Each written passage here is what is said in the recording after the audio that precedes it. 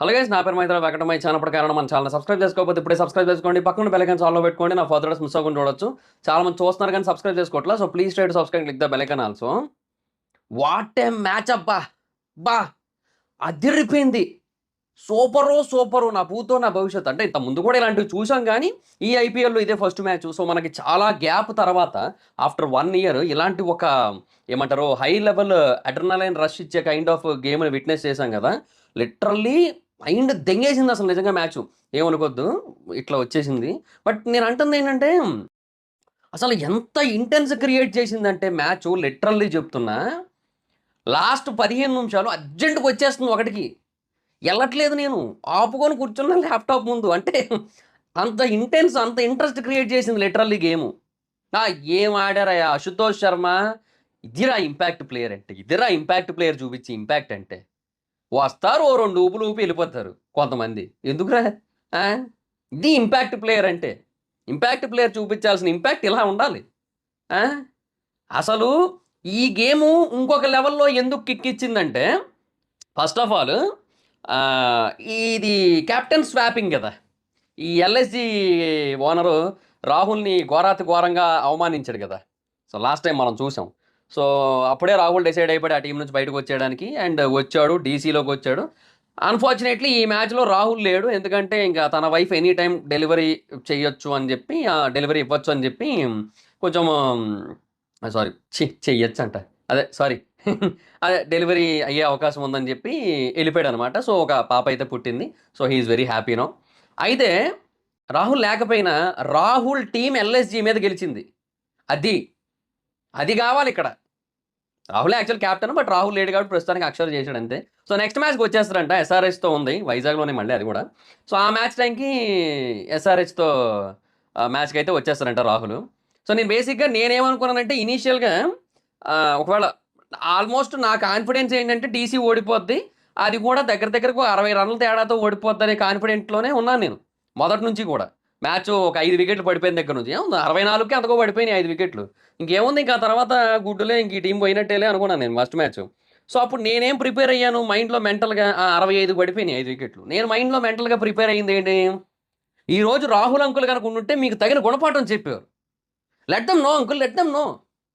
అసల రాహుల్ అంకులే గనక ఉండుంటే ఈరోజు పరిస్థితి ఇలా ఉండకపోను. ఇది నేను ప్రిపేర్ అయ్యింది యాక్చువల్‌గా. కానీ ఇది మొత్తం మారిపోయింది. వక్త్ బదల్ దియా, బాత్ బదల్ దియా, జిందగీ బదల్ దియా అన్నట్టు అయిపోయింది మొత్తం. అసలు నిజంగా top notch level of match.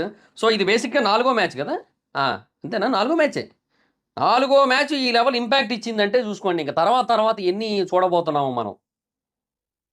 Literally very happy. అంటే ఇలాంటి ఎక్సైటింగ్ మ్యాచ్‌లు, ఇలాంటి ఇంట్రెస్టింగ్ మ్యాచ్‌లు భలే ఉంటాయి అబ్బా చూడడానికి. నిజంగా చాలా అనిపిస్తాయి ఇలాంటివన్నీ. ఓ పక్క టెన్షను పుట్టిస్తాయి. మరో పక్క మంచి ఎక్సైట్‌మెంట్‌నిస్తాయి. అండ్ డీసీ వాళ్ళ పోరాట పటిమ చూసి, అంటే ఆబ్వియస్‌లీ ఎవరు గెలిచినా మనకి end of the day nothing going to change. But let's see, చూద్దాం. అలా ముందుకెళ్తూ ఉన్న కొద్దీ ఏమవుతదనేదే మన మైండ్‌లో నడుస్తూ ఉంటది. సో ఈ సీజన్ ఎవరు గెలుస్తారో ఈ కైండ్ ఆఫ్ పెర్ఫార్మన్సెస్‌ని బట్టి మనం కొంచెం కొంచెంగా ఎస్టిమేట్ చేసుకుంటూ రావచ్చు. ఇది మాత్రమే ఉంది మైండ్‌లో. సో ఎల్ఎస్‌జీ ఇనీషియల్‌గా బానే ఆడింది. ఆ కైండ్ ఆఫ్ థాట్సే ఉన్నాయి గానీ, they came out of the box అబ్బా! వీళ్ళిద్దరూ మాత్రం. అంటే ఇంపాక్ట్ ప్లేయర్‌ని అంటే ఆబ్వియస్‌లీ ఇంపాక్ట్ ఇస్తాడనే తీసుకొస్తారు అదొకటి. అది గాకుండా ఈ విప్రాజ్ నిగమ్ అనే పర్సన్, అతను యాక్చువల్‌గా బౌలర్. అంటే తనని బేసిక్‌గా బ్యాట్స్‌మన్‌గా ఎక్స్‌పెక్ట్ జేయలే. ఒక 2 ఓవర్లు ఇచ్చారు. ఒక ఓవర్ బానే ఏసాడు. ఒక 10 రన్‌లు ఇచ్చి ఓ వికెట్ తీసాడు. రెండో ఓవర్ మాత్రం మార్ష్ ఓ 6, పూరన్ 3 సిక్స్‌లు కొట్టాడు. ఇంక అయిపోయిందిలే ఇంకా. ఈ ఇయర్ బౌలింగ్ అనుకున్నా అదే జరిగింది. ఇంక మళ్ళీ బౌలింగ్ ఇవ్వలే. సో నేనేమనుకున్నానంటే మేబీ ఈ మ్యాచ్ తర్వాత పక్కన నెట్టేద్దారేమో అనుకున్నాను. కానీ ఇప్పుడు బేసిక్‌గా చాలామంది అశుతోష్ శర్మని పొగుడుతారు. తననే హైలైట్ చేస్తారు గానీ, అంటే ఆఫ్‌కోర్స్ తన వల్లే గెలిచింది కాబట్టి ఇంక తనకే మెజారిటీ ఆఫ్ ద క్రెడిట్స్ ఇవ్వాలి గానీ, seriously this man is such a gem. అసలు డెబ్యూ. ఇదే ఫస్ట్ మ్యాచ్. చాలా మంది డెబ్యూలేస్తున్నారు ఈ సీజన్ ఐపీఎల్‌కి. ఫస్ట్ మ్యాచు 15 బాల్‌లు 39 రన్‌లు, 5 ఫోర్‌లు, 2 సిక్సర్‌లు. అసలు ఫస్ట్ కొట్టుడు స్టార్ట్ చేసిందే ఈ మనిషి. ఉతుకుడే స్టార్టింగ్‌లో. అసలు చాలా బాగా ఆడాడు. 260 స్ట్రైక్ రేట్‌తో ఆడాడు. అప్పుడు కూడా ఏదో షార్ట్ ట్రై చేసి ఔట్ అయిపోయాడులే, అది వేరే విషయం. నేను అంటుంది ఏంటంటే, ఈ మనిషి ఇంత బాగా ఆడకపోయి ఉంటే ఆ మొమెంటమ్ రాదు. ఇనీషియల్‌గా రన్స్ రావు. అశుతోష్ శర్మకి ఆ కాన్ఫిడెన్స్ రాదు. ఏది రాదు. ఎందుకంటే అశుతోష్ ఇనీషియల్‌గా చాలా స్లోగా ఆడాడు యాక్చువల్‌గా. అంటే కొంచెం జాగ్రత్తగా ఆడాడు. ఎందుకంటే మరి ఇంకా చాలా ఘోరంగా వికెట్లు అయితే పడిపోయాయి కదా! ఇంకా సో, అందుకోసం అని చెప్పి చాలా జాగ్రత్తగా ఆడుతూ వచ్చారు. బట్ ఇంకా ఎప్పుడైతే ఇంకా ఈ పర్సన్ దిగాడో, ఇంకా తర్వాత ఇంకా సిట్యుయేషన్ అంతా కూడా మారిపోయిందనమాట. అది స్టబ్స్ ఔట్ అయ్యాడు. స్టబ్స్ ఔట్ అయ్యాక వచ్చాడు. ఇంకా ఆ తర్వాత నుంచి ఇంకా రవి బిష్ణోయ్ ఓవర్ నుంచి స్టార్ట్ చేశాడు. మెల్లిమెల్లిగా, మెల్లిమెల్లిగా ఉతకడం. ఒక 3 ఓవర్లు గట్టిగా ఉతికేసి ఎళ్ళిపోయాడు. యాక్చువల్‌గా అది మరి పరిస్థితి. సో, ఆ 3 ఓవర్‌లలో బేసిక్‌గా ఎన్ని ఫోర్‌లొచ్చాయి? 6 ఫోర్‌లును, 3 సిక్సర్‌లొచ్చాయి. తిను 5 ఫోర్‌లు, 2 సిక్సర్‌లు కొట్టాడు. అంటే అశుతోష్ కేవలం ఒక 4, ఒక సిక్సే కొట్టాడు. సో, మీరు గమనించండి అక్కడ మొమెంటం ఎవరు బిల్డ్ చేశారు? తినే యాక్చువల్‌గా విప్రాజే. సో, ఒక ఓవర్ ఏమో 17, ఒక ఓవర్ ఏమో 15, ఒక ఓవర్ ఏమో 20 రన్‌లొచ్చాయి. సో, అదంతా కూడా జరిగింది తిన వల్లే. సో, తినకి కూడా ఈక్వల్ క్రెడిట్స్ ఇవ్వాలి. బట్ మై గెస్ ఈజ్ డెఫినిట్‌గా అశుతోష్‌కే ఆహ్, ఆహ్, man of the match I mean player of the match అయితే ఇస్తారు. అండ్ మోహిత్ శర్మను కూడా అప్రిషియేట్ చేయాలబ్బా! నిజంగా ఆ రన్ తీసి తనకి స్ట్రైక్ ఇచ్చాడు. అది కూడా గ్రేటే. సో, నాకు అప్పుడప్పుడు ఏమనిపిస్తదంటే ఇలాంటివి చూసినప్పుడు నాకు అశ్విన్ ఒకసారి గుర్తుందా మీకు? పాకిస్తాన్‌తో వరల్డ్ కప్ టైమ్‌లో సేమ్ ఇలాగే కదా! వైట్ బాల్ వస్తే వదిలేసి, తర్వాత 4 వస్తే చాలా పర్ఫెక్ట్‌గా కొట్టి అన్నీ చేశాడు కదా! సో, అట్లాగే అనిపిస్తదనమాట ఇవన్నీ కూడా. సో, నిజంగా మొత్తం అన్నీ ఒక ప్రాపర్ థ్రిల్లర్ ఎలిమెంట్స్ కావాల్సిన స్టఫ్ అంతా ఉంది. ఆ లాస్ట్ ఓవర్‌కి 6 రన్‌లకి 6 కొట్టాలి కదా! ఫస్ట్ బాల్‌కేమో ఎల్బీ అప్పీల్ చేసాడు పంత్ యాక్చువల్‌గా. నేనింక ఆల్‌మోస్ట్ ఔటే అనుకున్నాను. ఎందుకంటే కొంచెం బాల్ స్ట్రెయిట్‌గా ఎళ్తున్నట్టే అనిపించింది. అండ్ ఆఫ్ స్టంప్‌ని కొడతదనిపించింది. బట్ ఎంపైర్ నాట్ ఔట్ ఇచ్చారు కాబట్టి maybe there is a chance of umpire's call అనుకున్నాను. బట్ అది వికెట్లు మిస్సింగ్ అది. పంత్ అది గనక స్టంప్ చేసుంటే అయిపోను. కాకపోతే ప్యాడ్స్‌కి తగిలి ఎళ్ళింది కాబట్టి పంత్‌కి కుదరల. పంత్‌ని కూడా బ్లేమ్ చేయలేం ఈ విషయంలో. సో, ఒకసారి మ్యాచ్ గురించి కంప్లీట్‌గా డీటెయిల్డ్‌గా మాట్లాడుకుందాం. అసలు నిజంగా ప్రతి ఒక్కరు కూడా అసలు టాప్ లెవెల్‌లో పెర్ఫార్మ్ చేశారు. అండ్ ఎల్ఎస్‌జీ ఎక్కడ ఓడిపోయింది, డీసీ ఎక్కడ గెలిచింది అనేది కొంచెం అంటే ఏ కారణాల వల్ల ఓడిపోయి గెలవడం జరిగిందనేది కొంచెం క్లియర్‌గా మాట్లాడుకుందాం. So, first of all toss అయితే ఇంకా ఢిల్లీ క్యాపిటల్స్ వాళ్ళే గెలిచారు. ఈ వైజాగ్ అనేది యాక్చువల్‌గా ఢిల్లీ క్యాపిటల్స్ వాళ్ళకి ఒక రకంగా హోమ్ గ్రౌండ్ లాంటిది. ఎందుకంటే ఆయన వైజాగ్ పర్సన్ ఆయన. సో, అందుకని ఆయన ఒక 2 మ్యాచ్‌లు ఇక్కడ ఇస్తూ ఉంటాడు ప్రతి సంవత్సరం. ఆ తర్వాత అన్నీ ఇంకా ఢిల్లీలోనే ఉంటాయిలెండి అది వేరే విషయం. సో, ఇంక వాళ్ళు టాస్ గెలిచారు ఢిల్లీ టీము అండ్ బౌలింగ్ అయితే ఎంచుకున్నారు. సో, ఎల్ఎస్‌జీ అయితే బ్యాటింగ్ దిగింది. మార్క్రమ్, మార్ష్ ఇద్దరు కూడా ఓపెనింగ్ అయితే చేశారు. మార్క్రమ్‌ని ఎందుకు ఓపెనర్‌గా దింపారో నాది ఐడియా రాలే.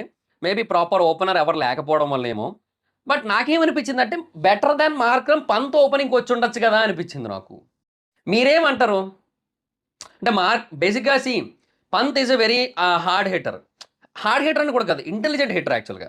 సో, అలాంటి పర్సన్‌కి ఈ పవర్ ప్లే అడ్వాంటేజ్ ఇచ్చి only boundary side boundary out side the 30 yard circle only ఇద్దరే ఉంటారు. బౌండరీ లైన్స్ దగ్గర ఇద్దరే ఉంటారు. అనే కైండ్ ఆఫ్ అడ్వాంటేజ్ ఇస్తే he can play very aggressively, he can play very freely అనిపించింది నాకు. సో, పంత్ ఓపెనర్‌గా వచ్చుంటే బాగున్నేమో అనిపించింది. మార్క్రమ్‌ని 1 డౌన్ గాని, 2 డౌన్ గాని దింపొచ్చు కదా అనిపించింది. సౌత్ ఆఫ్రికా టీమే మార్కర్‌ని ఆ పొజిషన్‌లో దింపుతా ఉంటది. ఎందుకంటే తను బేసిక్‌గా ఆ పొజిషన్‌కే కొంచెం సూటబుల్ ప్లేయర్ అన్న ఉద్దేశంలో. ఏమో మరిక. సో, మార్క్రమ్‌ని ఓపెనర్‌గా దింపడం అనేది అంతగా వర్కౌట్ కాలే. సో, ఒక 13 బాల్స్‌కి 15 రన్స్ కొట్టాడు. సో, తక్కువ స్ట్రైక్ రేట్‌తోనే ఆడాడు. బట్ మిచెల్ మార్ష్ అయితే మాత్రం నిజంగా చెప్తున్నా మార్ష్ చాలా హార్ష్‌గా ఆడాడు. చాలా హార్ష్‌గా ఆడాడు. నిజంగా డీసీ బౌలర్స్ ఎస్పెషల్లీ స్టార్క్‌ని ఉతికాడు. తర్వాత అందరిని కొడతానే ఉన్నాడు. మామూలుగా కొట్టలే. 6 ఫోర్‌లు, 6 సిక్సర్‌లు కొట్టాడు. 36 బాల్‌లు 72 రన్‌లు కొట్టాడు. 60 రన్‌లు ఓన్లీ బౌండరీతోనే వచ్చింది. సో, చాలా బీభత్సంగా ఆడాడు. ఇదే బీభత్సం అంటే పూరన్ వచ్చి 30 బాల్‌లు 75 రన్‌లు కొట్టాడు తర్వాత. 6 ఫోర్‌లు, 7 సిక్సర్‌లతో. ఈయనైతే ఏకంగా 66 రన్‌లు బౌండరీలతో కొట్టాడు. వీళ్ళిద్దరి పార్ట్నర్‌షిప్ అందుకే చాలా పెద్దగా వచ్చింది. 87 రన్స్ పార్ట్నర్‌షిప్ అయితే వచ్చింది. అదే మెయిన్ ఇంకా. దాని తర్వాత ఫస్ట్ పార్ట్నర్‌షిప్ 46 రన్స్. అందులో ఆఫ్‌కోర్స్ మార్షే ఎక్కువ కొట్టాడు. సో, వీళ్ళిద్దరూ ఉన్నంత సేపు అసలు స్కోరు జట్టు స్పీడ్‌లో పరిగెట్టిందసలు. నిజంగా 11.4 ఓవర్స్‌కి మార్ష్ ఔట్ అయ్యే టైంకి 133కి 2 అది. ఇంకా ఆ తర్వాత 13.4 ఓవర్స్‌కి పంత్ ఔట్ అయ్యే టైంకి 161. 2 ఓవర్లు గడిచినియి. పంత్ 6 బాల్లు ఆడాడు. ఒక్కటి కొట్టలేదు. ఒక రన్ కూడా కొట్టలేదు. అండ్ ఇంకొక 6 బాల్లలో ఈ మనిషి సృష్టించిన విధ్వంసం అది. అది ఒక ఓవర్‌లో జరిగింది యాక్చువల్‌గా స్టబ్స్ ఓవరు. కొట్టాడు, కొట్టాడు, కొట్టాడు, కొట్టాడు. 4 బాల్ 4 సిక్స్‌లు కొట్టాడు. ఓ 4 కొట్టాడు. ఆరో బాల్‌కి. ఫస్ట్ బాల్ ఔట్ అటు. అసలు స్టబ్స్ అనుకుంటూ ఉంటాడు. ఒరేయ్ మనిషివా మానవ మృగానివా అన్ని సిక్స్‌లు ఎందుకురా ఏడ్ చేసుకుంటారు అనుకుంటా ఉంటాడు నాకు తెలిసి. అన్నీ కొట్టాడు వరుసగా 4 బాల్ 4 సిక్స్‌లు. అసలు ఫస్ట్ బాల్ కూడా కొట్టేసి ఉండుంటే ఆరో బాల్ ఆరో సిక్స్ కోసం ఎదురు చూస్తున్నారు అందరూ. బట్ ఫస్ట్ బాల్ మిస్ అయింది. డాట్ అయిందది. ఓ చెట్టొచ్చింది దానివల్ల. సో, అట్లా జరిగిందది. ఇంకా వీళ్ళిద్దరూ ఉన్నంత సేపు ఇంకా ఆబ్వియస్‌లీ చాలా బాగా ఎళ్ళింది గేము. ఇంకా ఆ తర్వాత పంత్ ఒక ఓవరు స్వాహా అయిపోయింది. ఏ రన్స్ కూడా ఏం కొట్టల. ఇంకా ఆ తర్వాత షాట్ ట్రై చేసి ఔట్ అయిపోయాడు. ఇంకా మిల్లర్ వికెట్ కాపాడుకుంటూ అలా వచ్చాడు. బట్ ఆయుష్ బదోని, ఠాకూరు, షాబాజ్ అహ్మద్ వీళ్ళందరూ వస్తున్నారు, వెళ్ళిపోతున్నారు. ఇంకా రవి బిష్నాయ్ కూడా అలాగే. లాస్ట్ వరకు అసలు పెద్దగా అంటే ఇక 200 లోపే ఉంటదేమో అనిపించింది. బట్ లాస్ట్ 2 బాల్లు 2 సిక్స్‌లు కొట్టాడు మిల్లర్. సో, అక్కడ 209కి వెళ్ళిందనమాట టీమ్ స్కోరు. So, great. మంచి మంచి స్కోరే. ఎందుకంటే వైజాగ్ పిచ్ మీద 209 అంటే బెటర్ స్కోరే. కాపోతే ఈ స్టేడియం బౌండరీలు కూడా అంత చిన్నగా అయిపోయినాయా? ఆ మధ్య ఎప్పుడో చూసినప్పుడు 70 మీటర్లు అలా కూడా ఉన్నది. బట్ ఏమో అంటే మినిమమ్ ఒక 68 అలా ఉండేదనుకుంటున్నాను నేను. 66 ఎంతో. అది ఏమో 56 కూడా వచ్చేసింది ఓ సైడు. ఏందో అని తగ్గించేస్తున్నట్టు ఉన్నారులెండి ఐపీఎల్ కోసం. సర్లేండి ఏటి చేత్తాం గానీ. అంటే ఐపీఎల్ అంటేనే పరుగుల వరద అనే థాట్‌కెళ్ళిపోయారు కదా! అది మరి పరిస్థితి. సో, అలాగా వీళ్ళ బ్యాటింగ్ అయితే బాగెళ్ళింది. బట్ మేజర్‌గా ఇద్దరి మీదే డిపెండ్ అయింది. బట్ స్టిల్ 209 రన్స్ అయితే వచ్చినియి. సో, మంచి స్కోర్ అయితే ఉంది. ఇంకా బౌలింగ్ అయితే మాత్రం డీసీ వాళ్ళది. స్టార్క్ 3 వికెట్లు తీశాడు. బట్ కొంచెం గట్టిగానే ఇచ్చుకున్నాడు. ఎందుకంటే ఫస్ట్ ఒక ఓవర్‌కి 21 రన్స్ వచ్చేసాయి. ఆ తర్వాత 3 ఓవర్లకి 21 ఇచ్చాడు. సో, అది కొంచెం ఆపినట్టే ఆ తర్వాత యాక్చువల్‌గా. అండ్ పూరన్‌ని ఔట్ చేసింది కూడా తనే. మంచి బాల్ పడిందది. నిజంగా డెలివరీ ఆఫ్ ది ఇయర్ అనలేం గానీ, ఇప్పుడు ప్రస్తుతానికి ఇప్పటి వరకు ఏవైతే బౌలింగ్‌లు జరిగాయో సో, వాటన్నిటిలోకి ఇదే బెస్ట్ బాల్. అంటే పూరన్‌ని ఔట్ చేయడానికి. బేసిక్‌గా Starc is very special for that kind of deliveries. So, అది పరిస్థితి. బాగేశాడు. అక్షర్ బాగా ఆపాడు. 3 ఓవర్లకు 18, 6 రన్ రేటు. కుల్దీప్ యాదవ్ ఇంకా బాగా ఆపాడు. 4 ఓవర్లకు 20 రన్లు, 2 వికెట్లు. స్టబ్స్ అసలు సూపరయ్యా. 28 ఎకానమీ. ఒక ఓవర్‌కి 28. నీకు గనక 4 ఓవర్లు ఇచ్చుంటే నువ్వు నిన్నట ఆ మనిషి కూడా ఆ మహానుభావుడు పేరు మర్చిపోయాను. నాకు నిన్న 4 ఓవర్ల 76 ఇచ్చాడు. ఎగ్జాక్ట్‌గా పేరు గుర్తురాట్ల. అసలు మామూలుగా కాదు ఆ మనిషి. ఉండండి థంబ్‌నెయిల్ చూస్తే అర్థమైపోద్ది నాకు. Jofra Archer. ఆ! ఆ మనిషిని బీట్ చేద్దువు నువ్వు స్టబ్సు. నిజంగా చాలా గ్రేట్ అసలు. ఇంకా తర్వాత ముఖేష్ 2 ఓవర్లకి 22. నా పేరు ముఖేష్ కాదు. ముఖేష్ కుమార్. మోహిత్ శర్మ 4 ఓవర్లకి 42. ఇంగ దే డిడ్ అంటే మరీ భారీగా ఇచ్చుకోలే. బట్ 10 ఎకానమీతే ఇచ్చారు. సో, ఆ 200 రావడంలో వీళ్ళ హస్తం కూడా బానే ఉంది. ఇంకా ఆ తర్వాత వీళ్ళ పార్ట్నర్‌షిప్స్ చెప్తున్నా కదా! ఫస్ట్ 2 పార్ట్నర్‌షిప్‌లు బా పడ్డాయి. అండ్ మూడో వికెట్‌కి 28 రన్‌లు వచ్చాయి. ఆ 28 రన్‌లు ఒక ఓవర్‌లోనే వచ్చాయి. అది పూరనే కొట్టాడు. ఇంకా ఆ తర్వాత ఎక్కడా కూడా బెటర్ పార్ట్నర్‌షిప్ రాలేదనమాట. అది పరిస్థితి. సో, అది వీళ్ళకి కొంచెం డ్రాబ్యాక్ అయింది యాక్చువల్‌గా. ఇంకా ఆ తర్వాత డీసీ టీము నాకు ఒకటి అర్థం కాలే. నేనేమంటున్నానంటే ఎందుకు ఓడిపోవడానికే సిద్ధమై వచ్చారందరూ.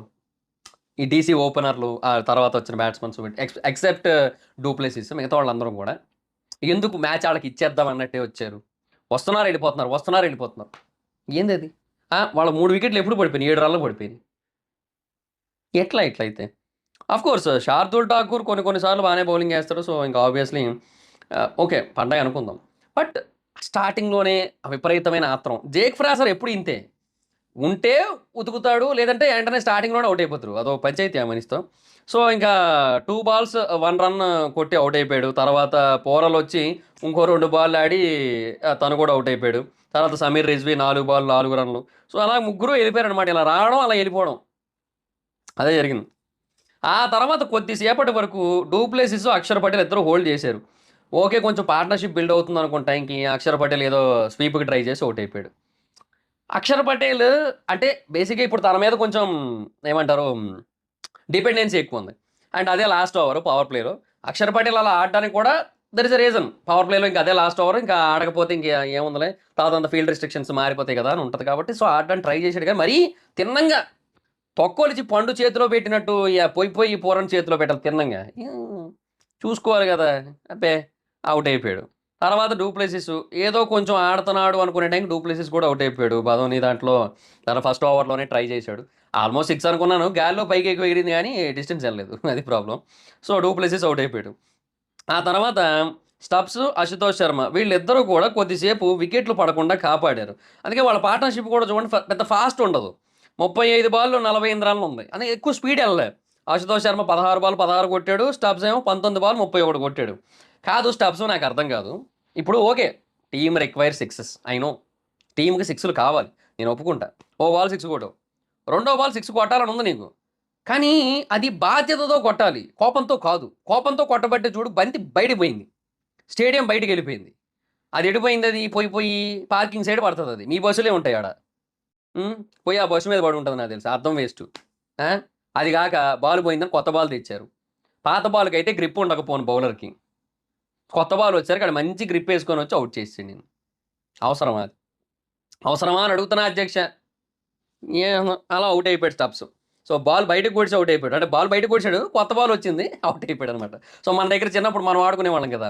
ఇప్పుడు గ్రౌండ్ లోపలే కొట్టాలి. ఎంత కొట్టినా గ్రౌండ్ బయటకి కొడితే ఔట్ అని. అలాగ అయిపోయిందనమాట మనోడి పరిస్థితి. బాల్ బయటకి కొడిసి అవుట్ అయిపోయాడు. ఇంకా ఆ తర్వాత చెప్పా కదా! ఈ విప్రాజ్ నిగమ్ అనే పర్సన్ వచ్చాడు. అశుతోష్ శర్మ వీళ్ళిద్దరూ. 22 బాల్‌లో 55 రన్స్ పార్ట్నర్‌షిప్. రైట్ టైమ్‌లో, రైట్ ప్లేస్‌లో, రైట్ వేలో వచ్చిన పార్ట్నర్‌షిప్ అబ్బా! అది మాత్రం నిజంగా. విప్రాజ్‌కే క్రెడిట్స్ ఇవ్వాలి నన్నడిగితే. ఎందుకంటే చెప్తున్నాను కదా! ఆ పార్ట్నర్‌షిప్‌లో 15 బాల్‌లో 39 తను, 7 బాల్‌లో 15 అశుతోష్ శర్మ. సో, మొమెంటము, ఊపు అన్నీ ఇచ్చింది తనే. అది. సో, నిజంగా నెక్స్ట్ లెవెల్. ఇంకా తర్వాత స్టార్కొచ్చాడు. త్వరగా ఔట్ అయిపోయాడు. కుల్దీప్ యాదవ్ వచ్చాడు. ఓ 4 కొట్టాడు. ఔట్ అయిపోయాడు. ఇంకా తర్వాత లాస్ట్‌లో మోహిత్ శర్మ వచ్చాడు. ఇంకా మోహిత్ శర్మ వచ్చిన టైంకి బేసిక్‌గా కొట్టాల్సింది 18 రన్స్ అయితే ఉందన్నమాట. సో, బానే కొట్టారు యాక్చువల్‌గా ఆ తర్వాత. అంటే అశుతోష్ ఎక్కడా కూడా తగ్గలేదనమాట. అది సిట్యుయేషన్. సో, ఒకవేళ కొంచెం కాన్సంట్రేషన్ మిస్ అవ్వడం గాని, ఇలాంటివేం లేవు. కుల్దీప్ యాదవ్ అంటే త్యాగం చేశాడు ఇంక మరి రన్ ఔట్ అయిపోయాడు. ఇంకా అతను 2 రన్‌లు తీశాడు. తర్వాత ఓ 6 కొట్టాడు. ఆ లాస్ట్ బాల్ పాపం సింగిల్ తీద్దాం అనుకున్నట్టున్నాడు. అది పొరపాటున 4 పోయిందది. నాకది భలే నవ్వొచ్చింది నాకు. ఈయన సింగిల్ తీద్దాం అనుకున్నాడు. నాకదే అనిపించింది స్ట్రైక్ రొటేట్ చేసుకోవడానికి. బట్ అది పొరపాటున 4 పోయింది అనుకున్నాను నేను. సో, అలాగా ఓవర్ 16 రన్‌లొచ్చాయి. సో, లాస్ట్ ఓవర్ 6 బాల్‌లో 6 రన్‌లు కొట్టాలి అంతే. సో, ఫస్ట్ బాల్ ఏమో స్టంపింగ్ మిస్సు. ఎల్బీడబ్ల్యూకి అప్పీల్ చేస్తే అది ఎంపైర్ ఇవ్వలేదు. అండ్ అది మిస్ అయింది స్టంప్స్. అలాగా నాట్ ఔట్ అని చెప్పాడు ఎంపైర్. అదే థర్డ్ ఎంపైర్ కూడా. ఆ తర్వాత నెక్స్ట్ బాల్ సింగిల్ తీశాడు మోహిత్ శర్మ. అది కూడా బేసిక్‌గా ఆయుష్ బదోని అక్కడ బాల్ పట్టుకోలేదు. మిస్ చేసాడు. ప్రెషరు అలా ఉంటది మరక్కడ. అది మిస్ చేశాడు. ఆ తర్వాత నెక్స్ట్ బాల్ వచ్చాడు. అశుతోష్ శర్మ 6 కొట్టాడు స్ట్రెయిట్‌గా. పంత్ "ఒరేయ్! తిన్నంగా ఇటేత్తే కొట్టడేట్రా" అన్నట్టు ఓ సైగ చేశాడు. ఇంకా అప్పుడు చేయడానికి ఏటి లేదు ఇంకా తర్వాత. అది. అక్కడితో మ్యాచ్ అలా ముగిసిపోయింది. Yes I said as I said like player of the match Ashutosh శర్మకే ఇచ్చారు. సో, ఒక వికెట్ ఉండగా గెలిచింది లాస్ట్ టైమ్ 2023లో, అంతకుముందు 2018లో, ఆ ముందు 2015లో. సో, మళ్ళీ 2024లో అలా జరగలే. 2025లో మళ్ళీ ఇలా జరిగింది. అది కూడా నాలుగో మ్యాచే జరిగింది. సో, ఫెంటాస్టిక్ గేమ్ అసలు నిజంగా చెప్తున్నా. That is top notch level and mind blowing thriller ఇదైతే మాత్రం. 'అడవిశేష్' సినిమాలా గడిదిగుడ్డ. ఈ దానికి మించుంది ఈ మ్యాచ్ అయితే మాత్రం. 'అడవిశేష్' సినిమాల పరంగా నెక్స్ట్ లెవెల్ అండి. అంటే 'అడవిశేష్'ని తక్కువ చేసినట్టు కాదు. దానికంటే ఎన్నో రెట్లు బెటర్ థ్రిల్లింగ్ ఫీలింగ్‌నైతే కలిగించిందని చెప్తున్నా నేను. అది నా ఉద్దేశ్యం. సో, అది గైస్ మరి సిట్యుయేషన్. సో, మ్యాచ్ అయితే మాత్రం అదిరిపోయింది. దుమ్ము లేచిపోయిందనే చెప్పాలి. సో, రేపటి మ్యాచ్ జీటీ కదా! GT versus Punjab Kings. So, ఎవరు గెలుస్తారనుకుంటున్నారు? నేనైతే I will feel like Punjab. నాకెందుకో రేపు మ్యాచ్ పంజాబ్ గెలుస్తది అనిపిస్తోంది నాకైతే. ఆహ్, అది. అంటే ఇవాళ బేసిక్‌గా నేను చెప్పిందే అయింది. డీసీ గెలుస్తదన్నాను నిన్నటి మ్యాచ్‌లో. అదే జరిగింది. సీఎస్‌కే వర్సెస్ ఎంఐ మ్యాచ్‌లో సీఎస్‌కే అన్నాను. అంతకుముందు మ్యాచ్‌లో ఎస్ఆర్‌హెచ్చే అన్నాను. ఫస్ట్ మ్యాచ్‌కి ఏం చెప్పలే. అంతే. సో, ఇప్పటివరకైతే నా ప్రిడిక్షన్స్ అన్నీ ఆల్మోస్ట్ రైట్ అయినాయి. ఎందుకంటే ఫస్ట్ మ్యాచ్ కూడా నేను ఆర్‌సీబీయే గెలుస్తదనుకున్నా యాక్చువల్‌గా. నేను కేకేఆర్ గెలవదని చాలా కాన్ఫిడెంట్‌గా ఉన్నాను. ఎందుకంటే అది ఆ కసి ఉంటది బేసిక్‌గా. అది ఒక క్లారిటీ ఉంది. సో, అందుకే అనుకున్నా బానే అయింది యాక్చువల్‌గా. సో, రేపు మ్యాచ్ నాకెందుకో అనిపిస్తోంది జీటీ ఓడిపోద్ది, పంజాబ్ గెలుస్తది అని. So, what's your feeling? మీరేమనుకుంటున్నారు? ఎవరు గెలుస్తారనుకుంటున్నారు? ఎవరు ఓడిపోతారనుకుంటున్నారు రేపటి మ్యాచ్‌లో? కింద కామెంట్ సెక్షన్‌లో చెప్పండి. So, that's it guys. This is the video. Video కనుక మీకు నచ్చినట్లయితే లైక్ చేయండి. వీడియో షేర్ చేయడం ప్రకారం మన ఛానెల్‌ని సబ్స్క్రైబ్ చేసుకోకపోతే ఇప్పుడే సబ్స్క్రైబ్ చేసుకోండి. పక్కన బెల్ ఐకాన్ ఆన్‌లో పెట్టుకోండి. నా ఫర్దర్ వీడియోస్ మిస్ అవ్వకుండా చూడొచ్చు. చాలా మంది చూస్తున్నారు కానీ సబ్స్క్రైబ్ చేసుకోవట్లా. So, please share, subscribe, click the bell icon also. నా ఇన్‌స్టాగ్రామ్ ఐడీ ఎవరైతే మాత్రం ఎక్కడ వచ్చి ఫాలో అవ్వచ్చు. Thank you so much guys. Bye. మనం వీడియో నెక్స్ట్ చూద్దాం. Hi friends. మీరెప్పుడైనా సరే రూ. 5,000 ప్రొడక్ట్ రూ. 250కి రావడాన్ని గమనించారా? లేదు కదా! కానీ అమెజాన్, ఫ్లిప్‌కార్ట్ లాంటి కంపెనీస్ ఏం చేస్తూ ఉంటాయంటే కొన్ని గోల్డెన్ హవర్స్ టైమ్‌లో మెగా డీల్స్ ఇస్తూ ఉంటాయి. ఆ డీల్స్ టైమ్‌లో ఒక్కొక్క ప్రొడక్ట్ మీద 90% నుంచి 95% వరకు డిస్కౌంట్ అయితే ఉంటుంది. అయితే ఈ డీల్స్ కోసం మీరు కాన్స్టెంట్‌గా ఆ యాప్స్ చెక్ చేస్తూ ఉండలేరు కదా! కానీ మీకోసం నేను వాటన్నిటిని కూడా కాన్స్టెంట్‌గా చెక్ చేస్తూ ఉంటాను. అండ్ దాంట్లో ఎప్పుడు ఏ డీల్ పెట్టినా కూడా ఇమ్మీడియేట్‌గా మీకు ఆ ప్రొడక్ట్‌ని అయితే షేర్ చేస్తాను. మీరు ఇమ్మీడియేట్‌గా ఆ ప్రొడక్ట్‌ని పర్చేజ్ చేయొచ్చు దాని నుంచే. అండ్ అంతేకాదు కొన్ని ఎక్స్ట్రార్డినరీ ప్రొడక్ట్స్ ఉంటాయి. వాటిని మీరు బయట ఎక్కడా కూడా చూడరు. వాటి గురించి కూడా నేను మీకు షేర్ చేస్తాను. మీరు సింపుల్‌గా చేయాల్సింది ఒకటే. కింద డిస్క్రిప్షన్‌లో మన టెలిగ్రామ్ ఛానల్ లింక్, మన వాట్సాప్ ఛానల్ లింక్, మన ఇన్‌స్టా బ్రాడ్‌కాస్ట్ ఛానల్ లింక్ ఉంటాయి. వీటిలో మీరు ఏ యాప్ ఎక్కువగా వాడతారో ఆ యాప్‌కి సంబంధించిన లింక్ మీద క్లిక్ చేసి ఆ యాప్‌లో ఉన్న మన ఛానల్‌ని ఫాలో అవ్వండి. దాంట్లో రెగ్యులర్‌గా చాలా ప్రొడక్ట్స్ అయితే మీకు అప్డేట్ అవుతూ ఉంటాయి. అండ్ ఆ ప్రొడక్ట్స్‌లో మీకు ఏది నచ్చినట్టయితే దాన్ని మీరు కొనుగోలు చేయొచ్చు వెంటనే. సో, డిస్క్రిప్షన్‌లో లింక్స్ ఉన్నాయి. వెంటనే ఫాలో అవ్వండి.